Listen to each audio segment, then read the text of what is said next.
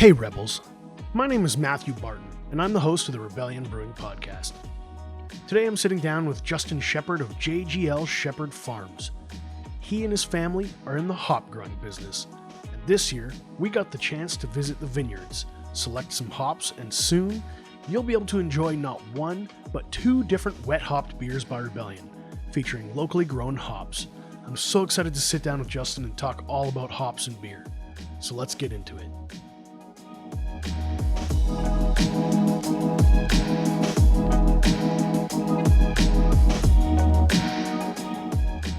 So how's it going this summer?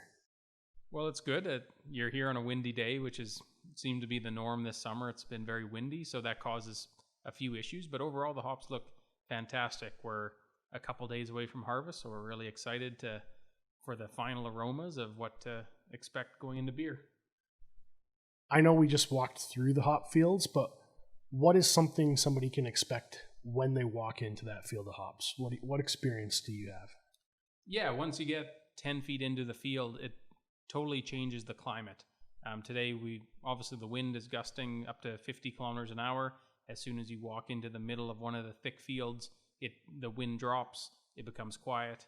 It's a different feel. You can start to smell the aromas of the ripe hops that are really close to harvest. And when you can start to smell them without actually opening up a cone and really looking at it, it's a pretty exciting sight and also obviously scent. It's kind of like a different ecosystem.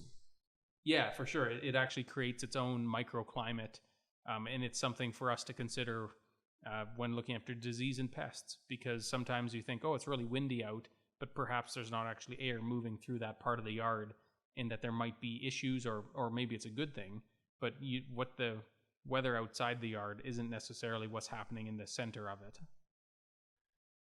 So let's back it up a bit. What's kind of the mission or the mandate of JGL Shepherd Farms?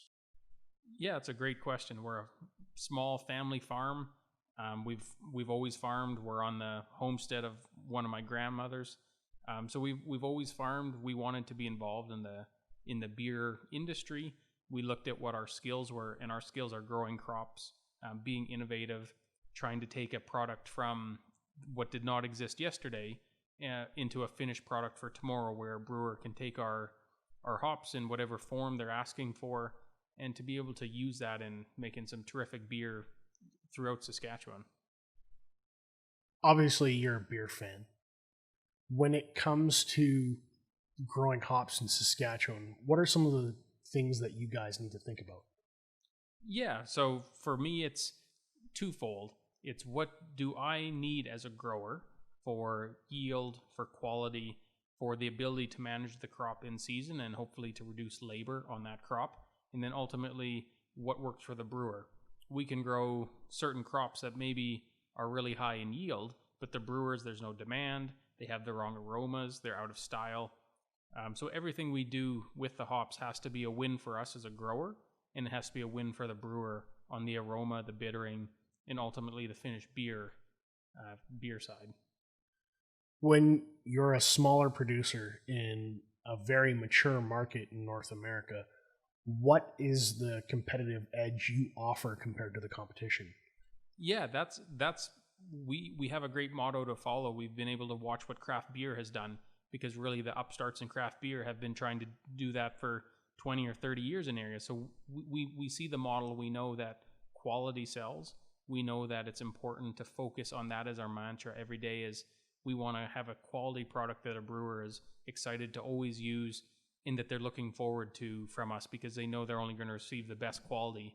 So I think it's quality first, and then after that, then we are local. So obviously we do have the ability to say, yes, we're from Saskatchewan, and Saskatchewan brewers and can say that we're local, but I think we're quality first, and then you would say, hey, they are from Saskatchewan as well. And that's sort of the add-on. The add-on is not quality. The add-on is that we're local. You kind of answered my next question, but I'm going to ask it anyway. What does it mean to be local in the craft beer industry to you guys? Yeah, everyone has a different definition of what local is. So for us, to this point, local has been Saskatchewan, has been focused on getting our product in front of as many brewers as possible, making sure that that they're always happy with our product and that they're trying to come back. And maybe the day comes where we're looking at Rebellion, where you might have to look at outside markets. Maybe we need other provinces or other areas. But I think right now the growth potential to grow with growing craft breweries in the province is so huge for us that our focus on a marketing side is pretty much all on how do we ensure Saskatchewan brewers think of us and then ultimately use us at some point in the year. And you get to have a handshake relationship with us, hey? Like you get to meet us face to face. It's not this phony thing that's far off. Like we hang out. Yeah. We see each other at different events. If we stop in at the brewery to drop off hops or to have a beer, it's a fun industry to be involved in. Craft beer, it's very supportive. It's very inclusive. Everyone in my family drinks different styles of beer, but there's always those styles. We always feel welcomed by the brewers, by owners. It's been a lot of fun over the last 4 years as we've grown and get to participate more and more as we grow and are able to contribute more. A few years ago is a big difference from now. I know hops are kind of exponential in terms of growth. Are you guys inviting people to come see what you're all about, or is it kind of like Saskatchewan's best kept secret? Yeah, we definitely want to see brewers out here. I think this year we would have looked at more of a field day for the general public. Just with COVID, it didn't make sense from a risk perspective to invite hundreds of people onto the farm. I think that is something we'd love to do is to share both locally and have the ability for people to drop in and see what we're up to, because we are very proud of what we've done and what we're working towards. So we would love to share that story more. But for right now, the focus is having brewers out, come experience, come smell cones and see what we're about. There's a kind of magic when you get the hops in your hands. Like they have that real visceral quality, and you can grind them in your palm a little bit and get that aroma like explode into your face. What do you experience now when you take those hops and you smell them? What are you thinking? Yeah, I to be honest, I don't have a terrific nose. I think there is a real skill. There's a real genetic. There's certain people who have better noses. So for myself, I smell a lot of citrus. And citrus doesn't really narrow it down too much. But definitely I can tell the difference between herbal and citrus and the base layers.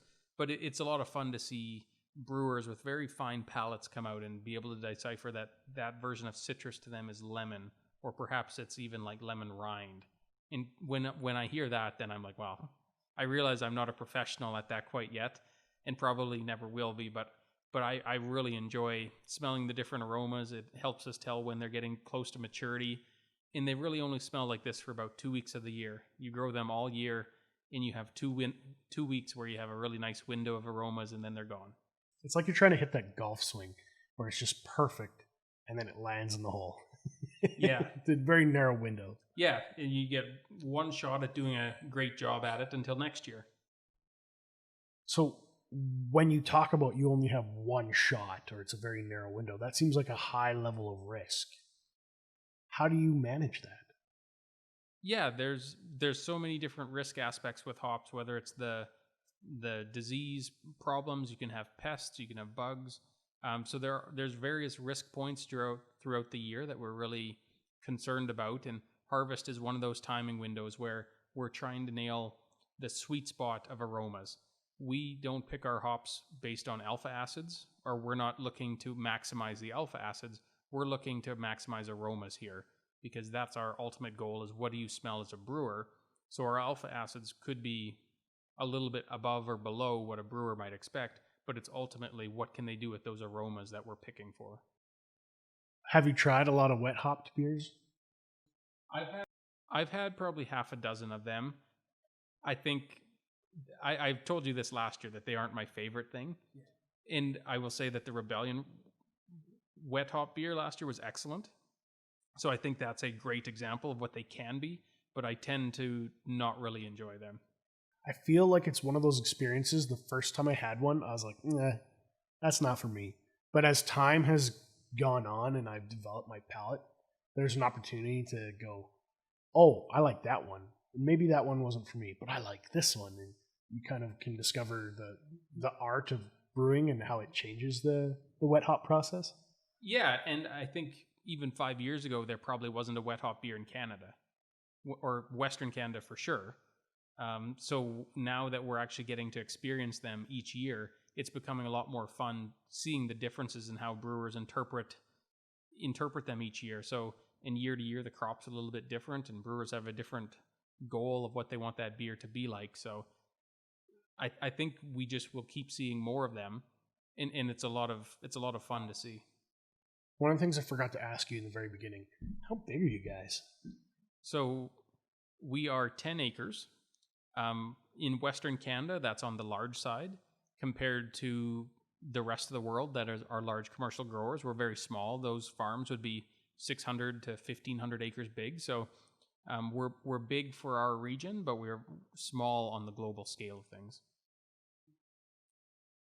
What comes next for JGL Shepherd Farms? I mean, you're right into getting ready to harvest. What's coming? Yeah, well, we have a great crop coming for the next 3 weeks. Hopefully we can get it harvested and in the bale bag. So that really the focus in the immediate term is getting those hops off the field. Then we can really reconvene and say, well, what went well this year? What aspects of the farm need improving?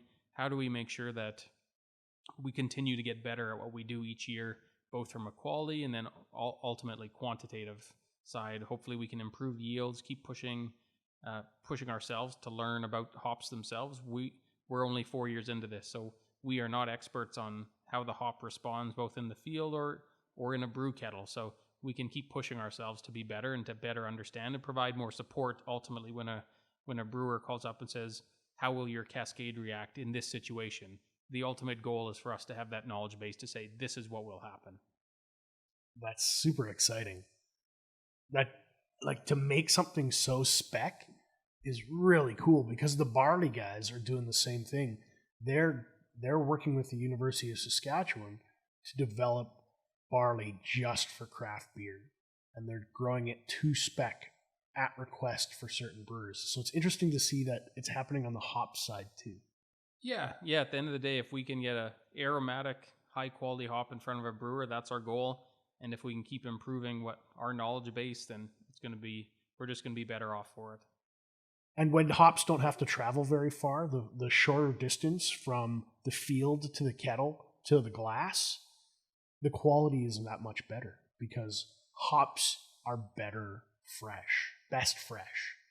And it's so exciting that we have the quality of farmers here, that we can have barley at hand, hops at hand, and we can take this place and turn it into like a craft beer mecca. Like the options, the possibilities are just huge. And I'm so excited that we get to share it with you guys and sit down with you and talk about it. Yeah, we love chatting about it. The whole family's here they're working today. Everyone's hard at work and everyone's got different perspectives and understanding about hops. And it's so much fun to host brewers and staff out here to show them around and kind of see people's eyes widen a little bit as they see, oh, this doesn't look normal for Saskatchewan, but let's make that the norm. If you look back on your hop growing career, do you have like a favorite memory or a favorite moment where you said, yeah, this is it? Yeah, I think maybe last year when we started to produce enough volume to really make sales where it's really challenging as a small grower if you only have a very limited amount and a brewer cannot utilize it fully. But when you actually have the volume that a brewer comes and what they request, you're able to give them, and they can ultimately turn it into a beer where maybe it ends up in cans or kegs and it goes across the province, and you realize that your hops have been able to be used, that consumers have been able to drink them. It's a lot of fun. That's deadly. Well, thank you for your time today, man. Yeah, thanks, Matthew.